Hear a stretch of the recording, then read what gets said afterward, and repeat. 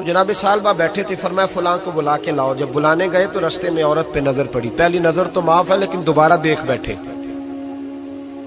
دوبارہ نظر پڑی تو پریشان ہو گئے۔ خیال آیا میں نے تو خیانت کیا اپنے نبی پاک سے، حضور نے تو منع کیا یہ کام کرنے سے۔ اب واپس حضور کے پاس نہیں آئے، جنگل میں چلے گئے۔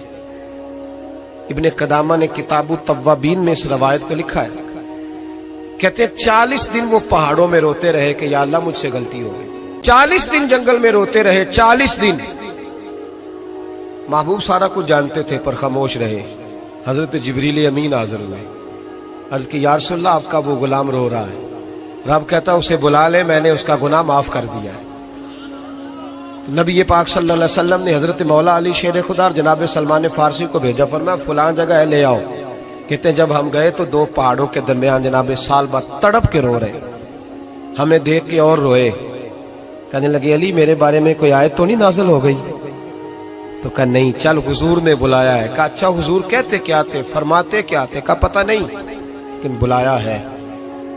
کہتے جب ہمارے ساتھ چلنے لگے، مسجد نبوی قریب آئی تو کہنے لگے علی بہت بڑا گناہ کر بیٹھا ہوں، نظریں میلی ہو گئی، وضو نہیں آنکھوں کا، مجھے ڈائریکٹ نہ لے کے جاؤ حضور کے پاس۔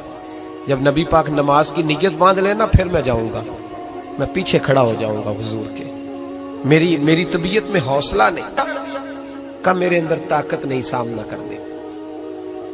مولا علی فرماتے ہیں جب حضور نے مغرب کی نماز کی نیت باندھی تو انہوں نے بھی پیچھے نیت باندھ لی۔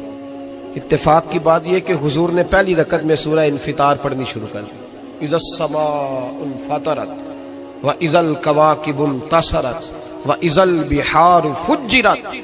کہتے ہیں جب محبوب اس آیت پہ پہنچے نا کہ یا ایھا الانسان ما غرک بربک الکریم، اے انسان تجھے کس چیز نے دھوکے میں ڈال دیا، حالانکہ تیرا رب تو بڑا ہی کرم کرنے والا ہے، تو کس طرح کسی اور کے دھوکے میں بربک الکریم، اور ضمیر واحد ہے، میں تفسیر پہ نہیں جاتا، کہا تیرا اپنا رب، بربک تیرا اپنا رب، تیرا رب تو بڑا کریم ہے، تو پھر بھی کہیں اور چلا گیا۔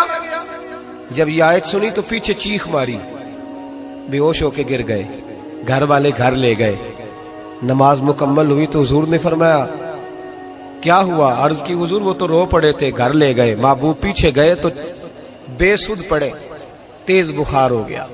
نبی کریم سرہانے بیٹھے اور ان کی گردن کو اٹھا کر سر کو گود میں رکھا، اور جب بالوں میں دستے مبارک پھیرا تو آنکھیں کھول دی، اور جھٹ سے اپنا سر زمین پہ رکھ کے کہنے لگے حضور میں اس قابل نہیں کہ آپ کی گود میں میرا سارا ہے، اس قابل نہیں، بڑا مجرم۔ تو محبوب نے فرمایا تجھے مبارک ہو، رب نے تجھے معاف کر دیا ہے، اللہ بھی راضی ہے، میں بھی راضی ہے۔